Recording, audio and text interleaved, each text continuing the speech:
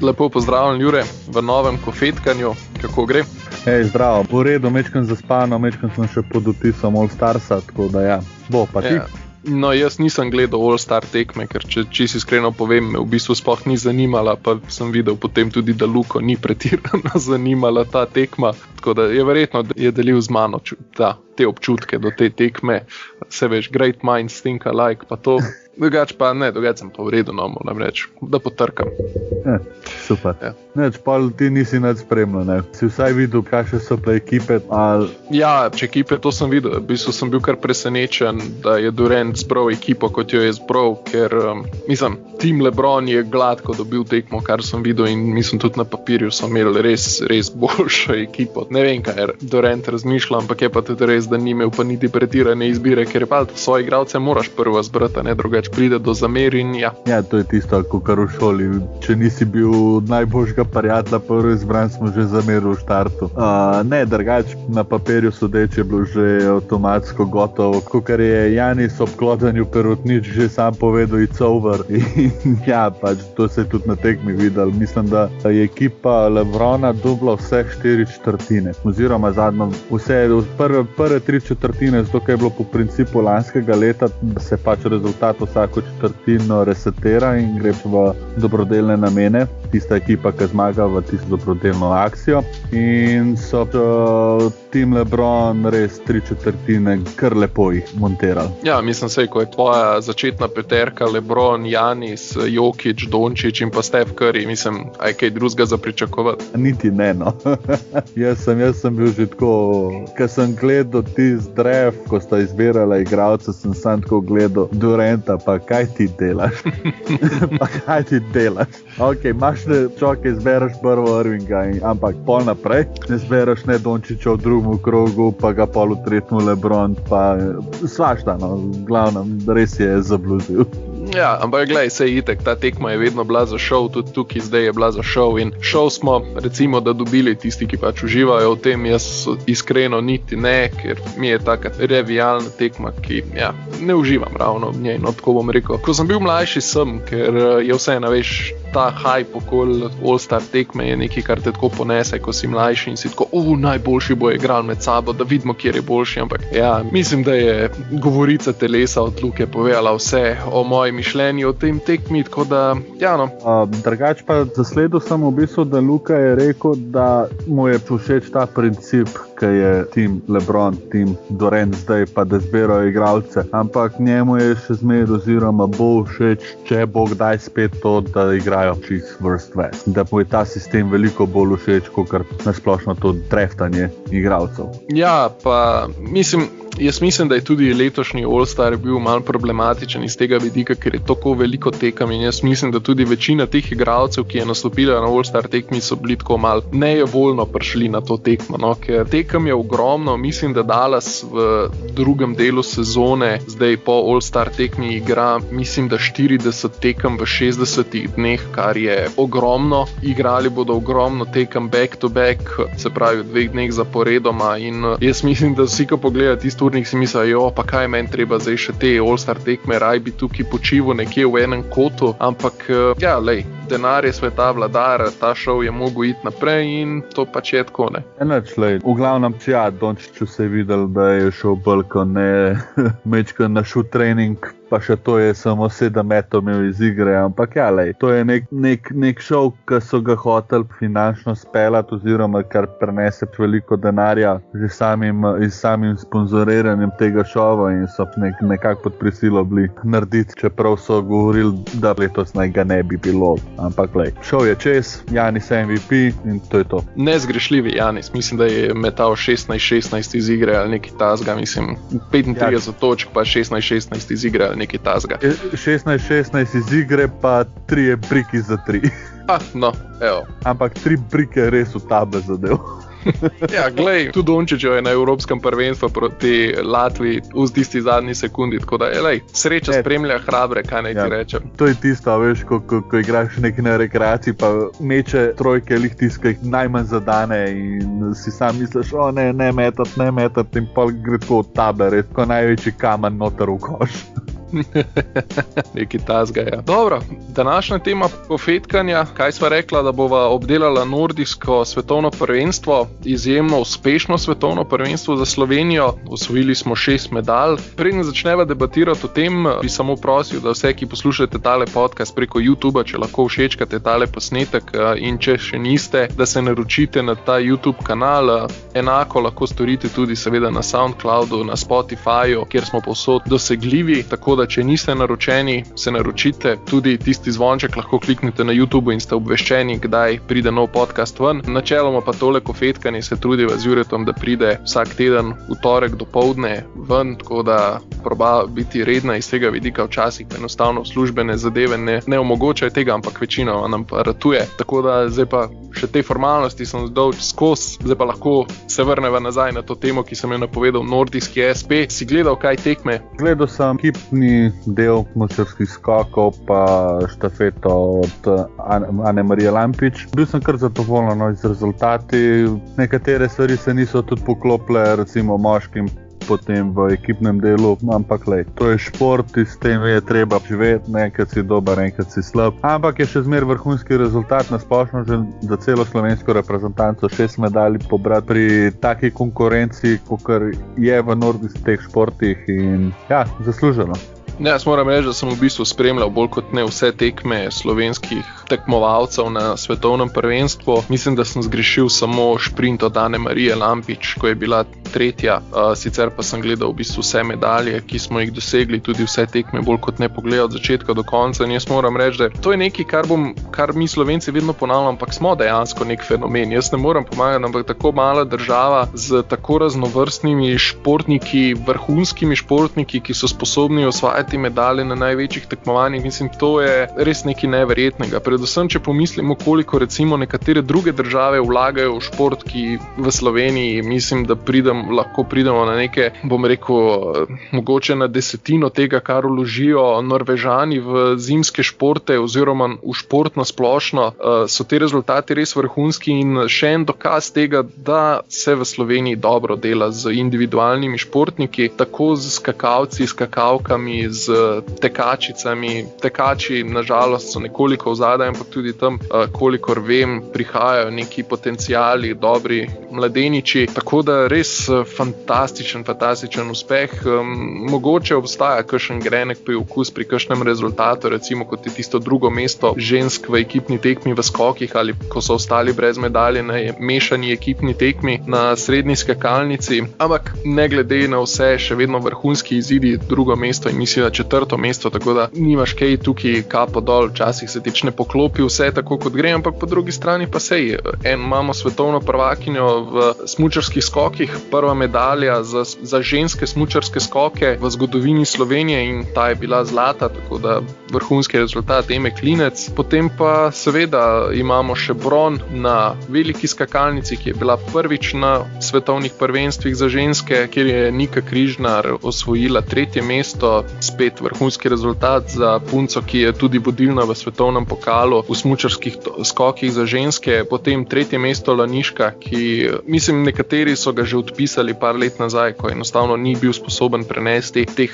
rezultatov iz mladinskih selekcij v člansko, na koncu 3. na svetovnem prvenstvu na srednji skakalnici, spet vrhunski rezultat. Potem imamo seveda tukaj tekačice v štafeti, v šprintu, kjer je Ana-Marija Lampič enkrat dokazala, da je ena izmed najboljših finišerk na svetu v tem trenutku in ima z razlogom tudi mali kristalni globus v šprintu, ko je v bistvu v samem zaključku tekme, v tistem zadnjem krogu, ko je v bistvu lovila nekih 8 sekund zaostanka, prehitela na koncu vse pred seboj, kar je lahko in prinesla v tej štafeti 3. mesto Sloveniji v paru za Evo Urevc. Enostavno, mislim, vrhunsko, vse ni drugega zapovedati, vrhunsko. Ja, definitivno se strinjam s tabo, Blaž, da imamo vrhunske športnike, ne samo v zimskih športih, ampak tudi tako na splošno na letnih, v atletiki in tako naprej. Ampak ja, kar se tiče nordijskih športov, res izjemni rezultati, Križnarnike, Eme Klinec in Laniška in Ane Marije Lampič, res to so izjemni rezultati za tako malo državo, kot jo imamo. Primoremo res izjemno veliko športnikov, ki dosegajo te rezultate. Če se mečkano vregnem na 3. mesto na ta veliki skakalnici Križnarnike, je samo za 80 hvalila srebrno in 8,5 zlato medaljo, oziroma 9,5 za zlato medaljo. Dobro, 9,5 je že kar veliko v bistvu, no, ampak 0,8 točke je pa tako, no. Če bi bila recimo dva sodnika malo lepš pogledala, pa bi dala pol točke več vsak po oceni, pa bi bila druga, tako da tukaj pa so tiste nianse, ampak lej, vsakem primeru tudi 3. mesto na svetovnem prvenstvu, vrhunski dosežek in kar nas lahko veseli pri vseh teh dobitnikih medalj na tem nordijskem svetovnem prvenstvu je to, da so vsi zelo, zelo mladi. Namreč dobitniki kolajn so vsi v razponu od 20 do 26 let, kar pomeni, da imajo pred sabo še nekateri 10, nekateri mogoče 6-7 let tekmovalnih na vrhunskem nivoju, kar pa še najbolj veseli je to, da bodo lahko zdržali še naslednje leto, ko pridejo olimpijske igre in pa potem čez 4 leta, ko bodo še ene, tako da lahko v bistvu 2 olimpijska cikla zdaj zdržijo še na vrhunski ravni in bom rekel, tudi teli rezultati sedaj kažejo nek optimizem pred prihajajočimi olimpijskimi igrami, kar pomeni, da bodo konkurenčni. Seveda, v enem letu se lahko zgodi marsikaj, ampak še vedno mislim, da je to lepa popotnica za naslednjo sezono. Če bodo šli s temi koraki, napredovali naprej, kot so napredovali do sedaj, predvsem recimo ženska reprezentanca v smučarskih skokih, jaz mislim, da bi morali biti več kot konkurenčni potem čez eno leto in lahko se dejansko že sedaj veselimo tistih olimpijskih iger. Mislim, da z naslednjim olimpijskim igram imamo to svetlo luč z Emo Klinec in Križnarjevo, da sta obe mladi in če se povežejo v ekipo, kot je recimo Lanišek z letošnjimi rezultati in pa še nekdo, ki bo naslednjo sezono blestel v moški kategoriji, bi znali tudi kakšno medaljo na olimpijskih igrah pobrati v mešani ekipi.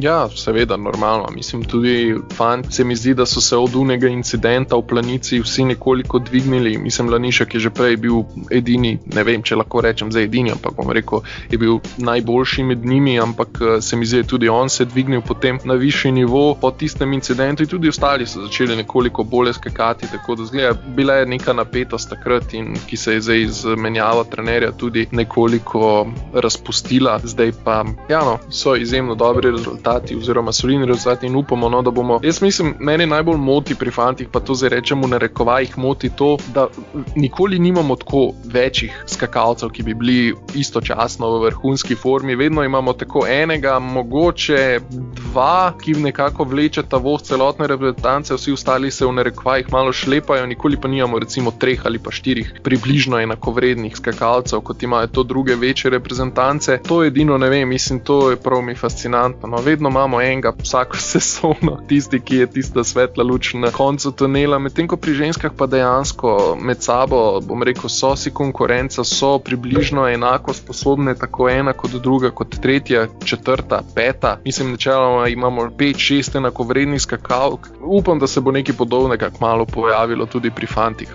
ker mi je res škoda, ker so talentirani, ker imajo možnost za napredek, imajo potencial, tako da lahko upamo, da se bo nekaj takega ponudilo, ampak ja, mislim, jaz iskreno sem bil presenečen nad tem svetovnim prvenstvom, pozitivno, seveda upaš na kakšno medaljo, ampak na koncu res pozitivno presenečen in še enkrat lahko sam rečem kapo dol vsem dobitnikom medalj in upam, da nas bojo razveseljali še naprej. Ja, res kapo dol našim atletom oziroma športnikom za te izjemne dosežke na tem svetovnem prvenstvu v Oberstdorfu. Ja, imamo nekaj vrhunskih mladih in skakalk in tekačic, ki bojo še naslednja leta nam polepšala vikende in tisto veselje nam dala, da smo iz tako majhne države znali popeljati neke vrhunske športnike ven v svet in pokazati, kaj zmorejo.